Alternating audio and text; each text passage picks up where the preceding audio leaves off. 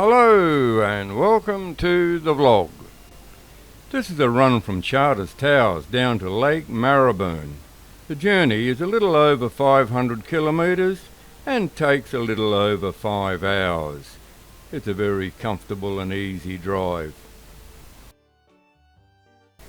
To view any of the roadside signs, some of which make some interesting reading, but to view them just push the pause button on whatever your playback device is and you'll be able to read the signs quite clearly.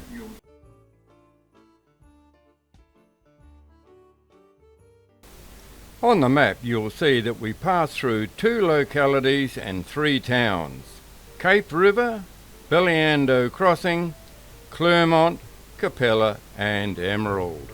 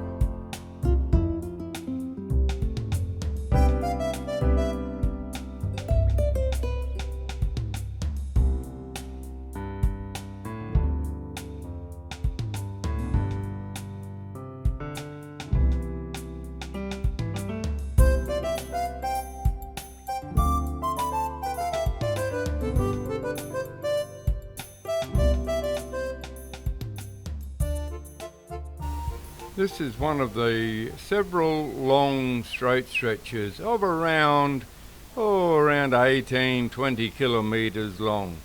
Straight as a die. Stand on the white line, fire a gun and the bullet won't get off the side of the road.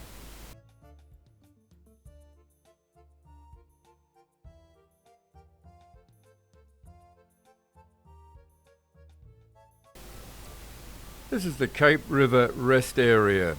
Near the Cape River Bridge there is a full facility truck stop just for trucks like these two. The first road train just pulling out is a triple A configuration. That means it has 3 A configured trailers. The blue road train is a cattle carrier. It's a double B A config. That means it has 2 B config trailers followed by an A config. All configurations are marked back from the prime mover. These trucks may be as long as 53.5 metres and weigh up to 135 tonnes. Their maximum legal speed limit is 90 kilometres an hour. It is not recommended to test your airbags on them. Like many of the newer wayside stops, this one has a unisex shower and toilet. Although catering for all road users, they are provided for the trucking industry so drivers can get their required rest periods and also freshen up as they travel. More on this on the forthcoming vlog about trucks and trucking. The solar and wind generators seen at each end of the long parking pad record all data for every vehicle on the pad and all those that drive past. The cameras work well at night and also in the rain. All data recorded is sent to a regional office. Anyone infringing the law is simply sent an invoice to be paid forthwith. The general public in their caravans and motorhomes may also stop and rest at these facilities, but camping is strictly forbidden. Private and non-trucking vehicles are required to use the areas at each end and on the inside of the pad. This is to prevent a 135-tonne road train from ramming into them at night. Any impact barely slows the road train, but means a quick trip to the promised land for those asleep. Here we see the quadcopter up high, taking a good look around the countryside at Cape River. There's the new bridge, and we'll cut a lap around the area so you can see just how flat this country is. The riverbed at this point, looking across as we see it, is 500 metres wide when the river is in full flood. We're looking now towards the northwest, and you can see the river disappearing into the flat country there. And coming further around now, looking towards the south, you can see that it's just well, did anyone bring any pool cues with them? You could get a jolly good game here. And there's the bridge again, and we're just going to come around and we'll drop the quadcopter back down on the ground.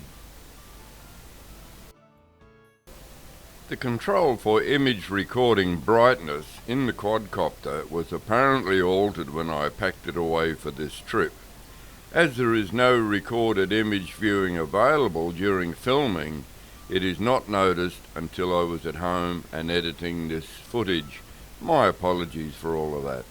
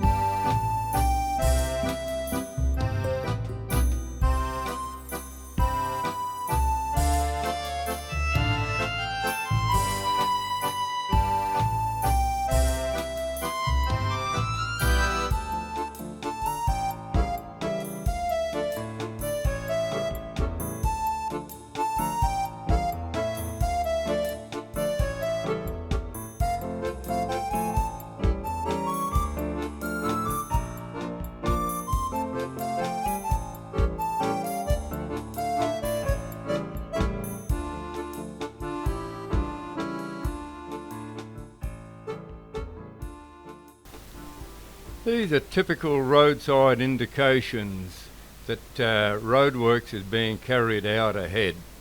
As you can see on this particularly long straight stretch, it would be very easy to have the roadworks suddenly loom up in front of you if you weren't given sufficient warning that such roadworks were ahead, and in this case traffic control as well.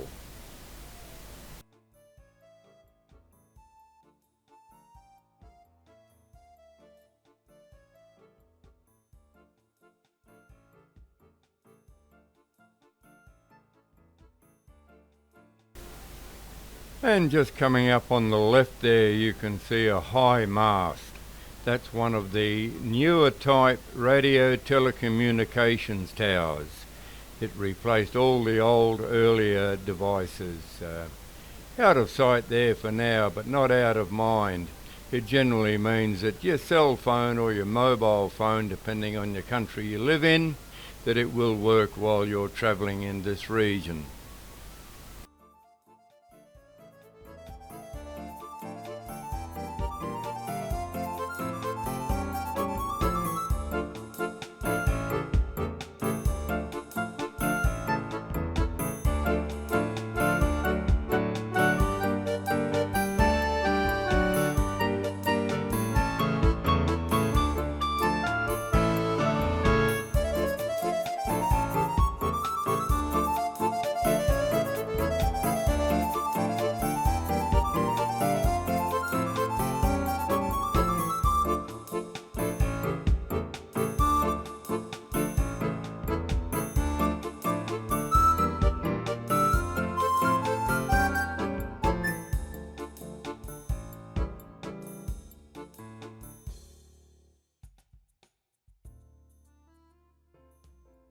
Two very old graves are here at the Belliando crossing. Both hold the remains of original settlers that set up cattle stations in the nearby regions in the 1800s. Both graves are double plots, but reference to other occupants is not given. The roadhouse is best used only if you do not have enough food, fuel, etc., and your bank manager gave approval for a loan.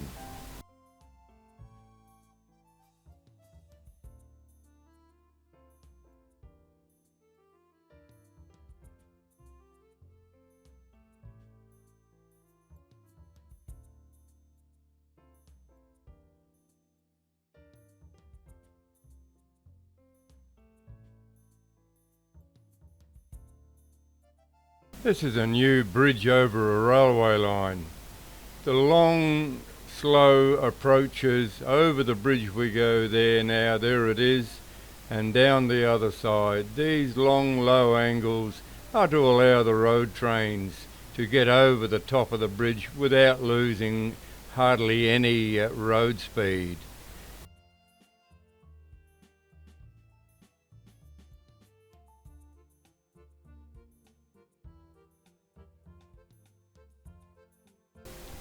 Just coming into view is the remains of a crashed caravan. This is the fate of many caravans on Australia's outback country roads. Looking at the tyre marks, this incident seems to have also involved a truck, a common but usually guilt-free partner. These incidents are often the result of death and major injuries which are exacerbated by the slow arrival of ambulance and medics from either Claremont or Charters Towers, travelling the long distances. Cause of the incidents is usually a lack of knowledge and experience by tourists driving these roads. And of course, speed is also a factor. The mesmerising effects of the long straights, the dotted white line, the sparse traffic that can be on the roads, all of this also adds to the problems of long distance driving in a country such as Australia.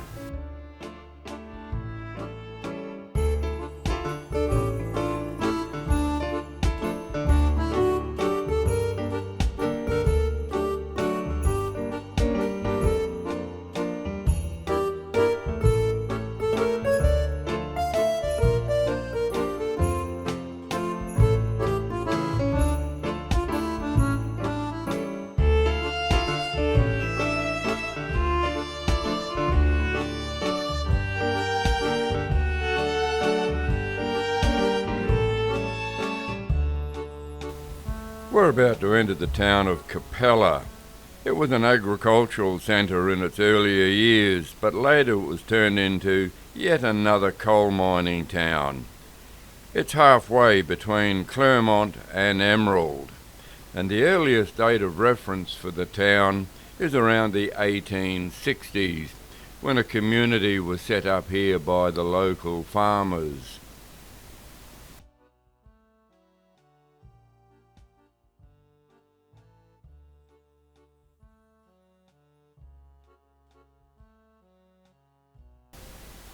At the time Capella was named, seemed to be that somebody was contemplating the universe on one of these clear, starry nights that are so common in Central Australia. And noting one particular constellation, he thought, gee, that's a nice name. I'll give this area the same name. And that's how Capella got its name. It's named after a starry constellation. And Capella is the home of around 1,000 people.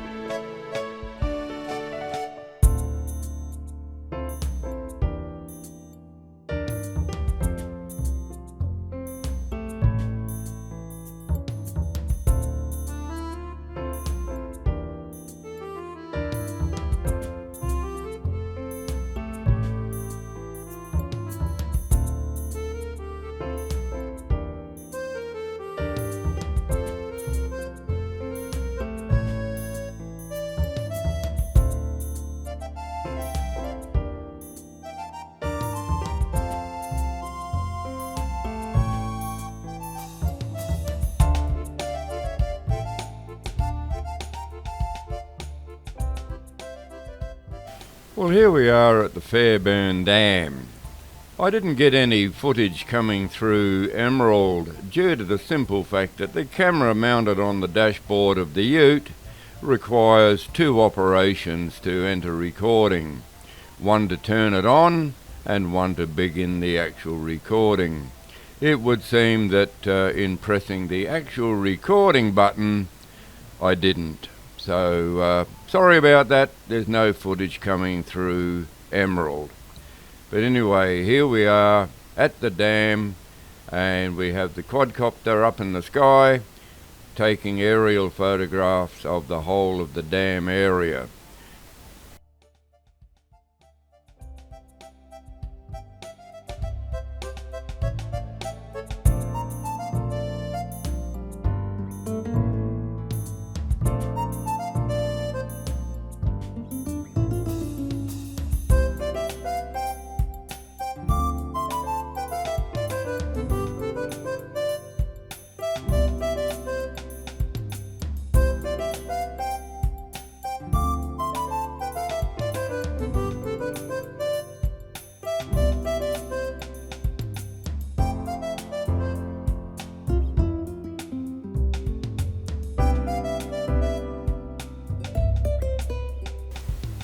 The Fairbairn Dam is an earth-filled embankment dam across the Nagoa River. It was constructed in 1972 for the primary purpose of irrigation and flood mitigation for the town of Emerald. It is now a major water supply for the newer mining operations as well.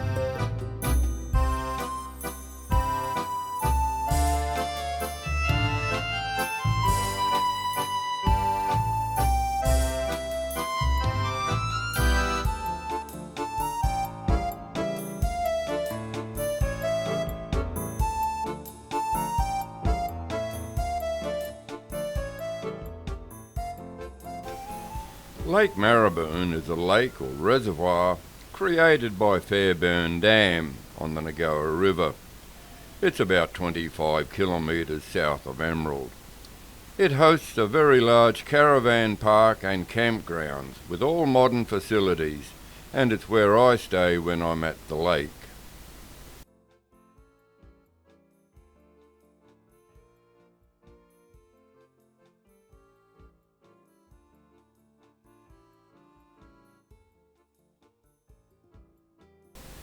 Lake Maraboon is Queensland's second largest lake and has 150 square kilometre surface area when full, and can hold 1.3 million megalitres, or if you like, 1,300 cubic metres of water.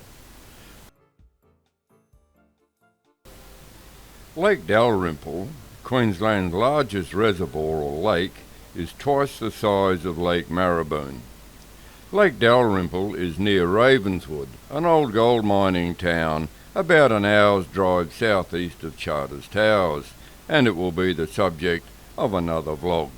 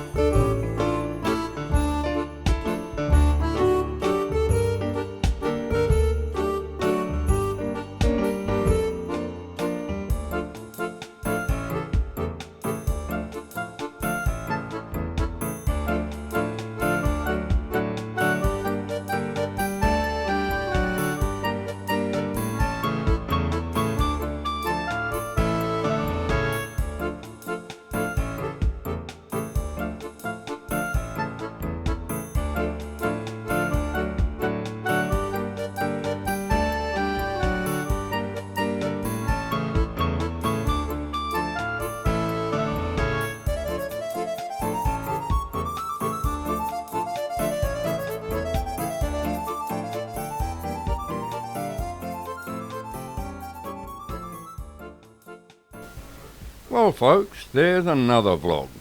Thank you for watching, and I have several more that should follow soon. Please like, subscribe and ring the notifications bell to ensure you get notified when the forthcoming vlogs come out. Questions asked in the comments area are welcome, as too are the general comments. Thank you for being there, and I look forward to putting another vlog together for your viewing pleasure.